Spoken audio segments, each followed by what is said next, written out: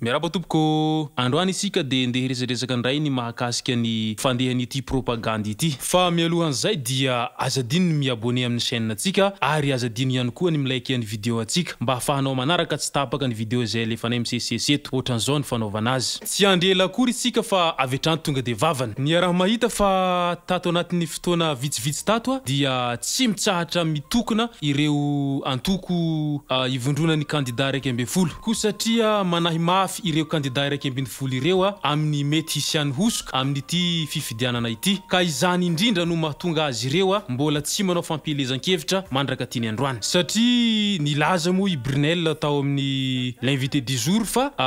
tsy afaka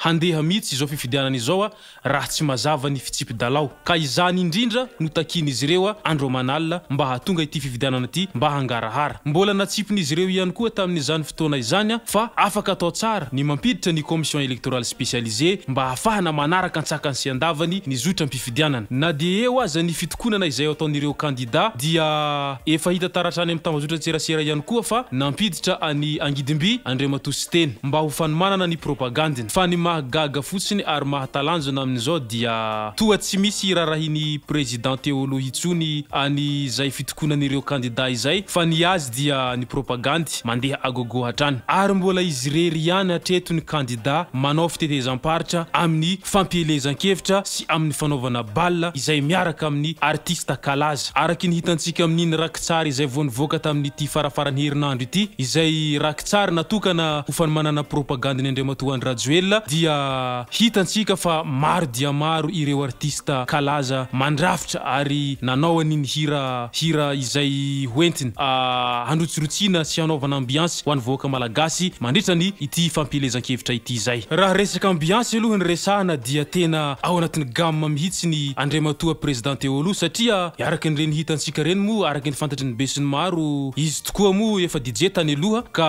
rariny sy hitsy ny raha toa ka mahay manao ambiance izy ary rehefa izy ny manao ambiance de hita mihitsy hoe tena tora-jofo ny kianja fa ny fantanina mipetraka dia ny hoe moa ve andeha hijery président ireny olona be dia be tonga manotrina ireny sa andeha hijery ireo artiste kalaza zay zao ny fantanina mipetraka dia rahantsika mamaly amin'ny commentaire fantanina faharoa koa moa ve tena andeha hifidy tokoa ireny olona be dia be tonga manotrina spectacle ireny sa juste andeha hanao ambiance fotsiny mety mbola holany ho filohan'ny Madagasikara ao anatin'ny 10 taona manaraka ve Andriamatoa Andrinina Rajoelina sa ahoana ny fahitanareo azy iarahantsika mamaly ao amin'ny commentaire ny fotoanan'ny fifidianana ity fa miha manakaiky fa ohatrany nahita hoe ohatrany nahemitra kely izay raha tsy diso ny fitadidiako mety ho inona ny antony fanemorana izay datin'ny fifidianana izay mety mbola miandry décision ny HCCCNI ve ireo candidat raiky ambe folo raha ohatrara minia tsy hanao propagande ireo candidat raiky ambe folo raha ohatrara minia tena hoe tsy hampandeha ny fifidianana ireo candidat raiky ambe folo moa ve mbola wisy fifidianana vanina eto amin'ny tany sy ny firenena sa ahoana ny fahitanareo azy izay sy zay aloha mahakasika an'iny fa ajanoko eo ny resaka fifidianana sy ny fitokonany ireo candidat raiky ambe folo ndao ndray ara asintsika resaka ny mahakasika ny loholon'ny Sénat Madagasikara rehefa avy nanao fanambarana iny Andriamatoa loholon'ny Sénat Madagasikara iny fa hoe noho ny menace de mort izay nahazo azy no nahatonga tsy nandray ny fitondrana dia hita taratra tokoa androany fa nanao fifidianana ireo sénateur rehetra izay tsy fantatra mazava hoe noho ny antoninina sy inona fa nanao fifidianana izy ireo izay hifidy loholona vaovao araky ny hita ao anaty tambazotra Facebook mety ho fambara inona re zay iarahantsika mamaly ao amin'ny commentaire iverena kely fotsiny mahakasika ny fitondrana teo aloha ety ampamaranana rehefa nitondra tao anatin'ny 10 taona latsaka kely ny mpitondra teo aloha dia tsapa sy hita fa maro amin'ny district eto Madagasikara izay nandalovan'izy ireo tamin'ny andron'ny propagande dia tsy hitan'izy ireo mihitsiny tao anatin'ny taona maro raha tsy efa izao fotoanan'ny propagande izao ndray izy ireo mody mitsidika ireo district izay tsy nandalovan'izy ireo mihitsy tao anatin'ny 10 taona nitondrany mety ho inona ny anton'izay tsy ho lava resaka isika tompoko lahy sy tompoko vavy fa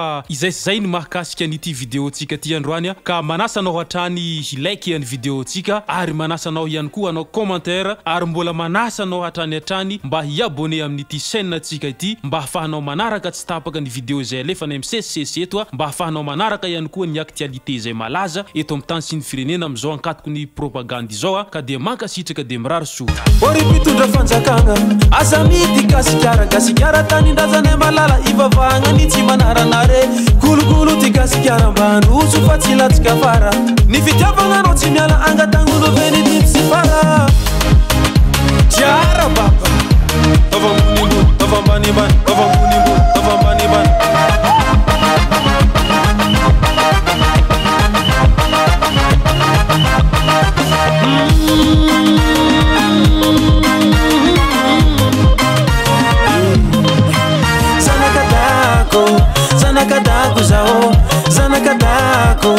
zanakadago zao fiera fa zanakadago